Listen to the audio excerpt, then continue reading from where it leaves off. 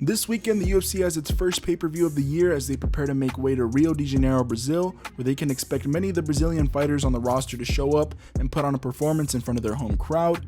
In the main event, former champ Glover Teixeira will be taking on the young and powerful challenger in Jamal Hill for the vacant title. However, typically when I give these breakdowns, I only cover the main event of the card, but today we'll be talking about the co-main event, what some may consider to be the people's main event, the first quadrilogy in UFC history, Deiveson Figueiredo versus Brandon Moreno 4. It's almost crazy to think we've got here after all this time, the two of the best flyweights in the division going head to head for a definitive result, hopefully for a final time. And when you think about it, the rivalry, the first time in the company's history, two fighters are fighting for the fourth time, and just every time they fought, it was very exciting. You'd think they get a main event spot, but they are co-main event, and you feel like this time they are really going to go out with a bang. But let's go ahead and get to the breakdown. First, we'll be talking about the champion, hoping to finish the rivalry in front of his own people on Saturday night, the God of War himself, Deiveson Figueiredo. Last three fights, all a familiar face, a unanimous decision victory over Brandon Moreno, and a trilogy bout where he regained the title last year, a round 3 submission loss to Brandon Moreno where he lost the belt in 2021, and a draw in 2020 against, you guessed it, Brandon Moreno. Now for 3 fights in a row, 3 years in a row, all Figueiredo has had to think about was Brandon Moreno when stepping into the octagon. However, he's been out for nearly a year due to hand injuries. He's been inactive for a while. However, when we look back at that third fight with Figueiredo, we could see he was a very different fighter compared to those past 2 performances, especially that second one, although I do think that has to do a lot with the weight cut. But a big factor in that third fight was Cejudo in Figueiredo's corner. Now, Cejudo is not only one of the best, but also has experience training Moreno in the past. Cejudo won't be in Figueiredo's corner this time around, however, he did leave him with a lot of useful information that found him a lot of success in that trilogy fight.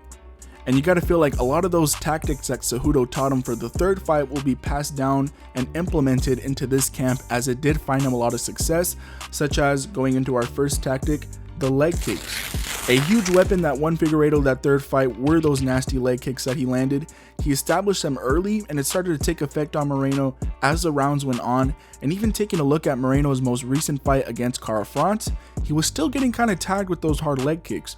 You can also see Figgy's improvement on the ground. He was able to scramble quite well and deal with Moreno's takedowns much better than their first 2 fights. And of course, you can't ignore the big power advantage this guy possesses. Now, this is what really made him special and feared in the flyweight division. This is finally a guy in that weight class that is just putting guys out with such big power shots. And something he did really well in the last fight was he picked his shots and was not looking to go for an all-out brawl like in that very first fight back in 2020. And because of that, he dropped him 3 times in that trilogy bout, and that's really what made the difference on those scorecards.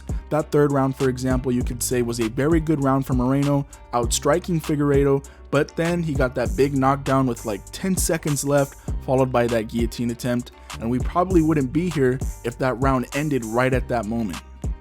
And of course, a big factor to these fights are Figueiredo's weight cuts. His second performance against Moreno, as we all know, he did have a bad weight cut, affected his performance tremendously, but he's been inactive for a while. He's 35 now.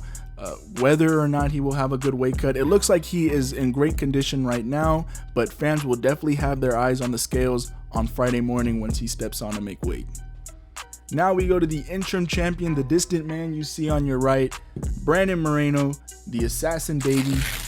Last 3 fights, a TKO finish over Kai Kara-France, a loss to Deiveson Figueiredo, and a win over Figueiredo where he became undisputed champion at that time.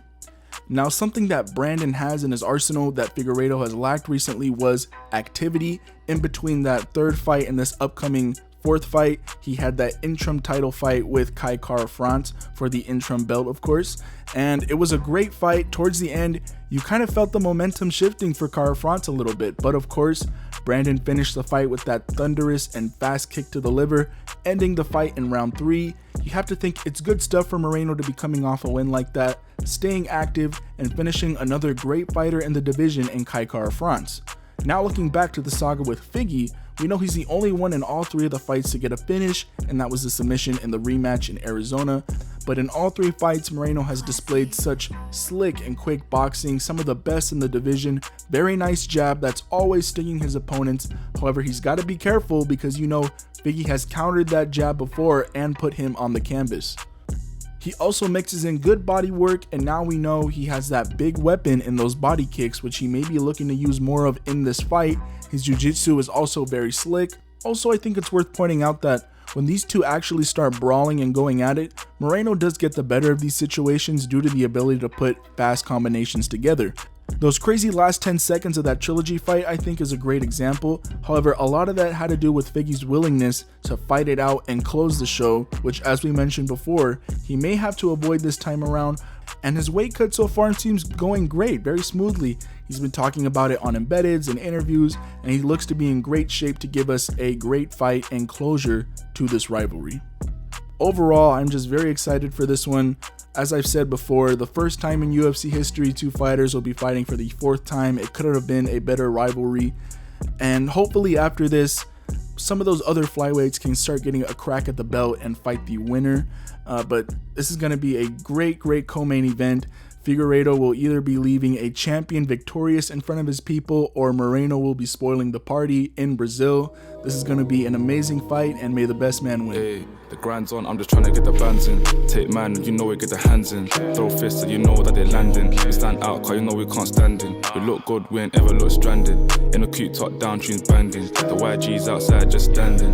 Round the corner is a youth trying to bank it. With the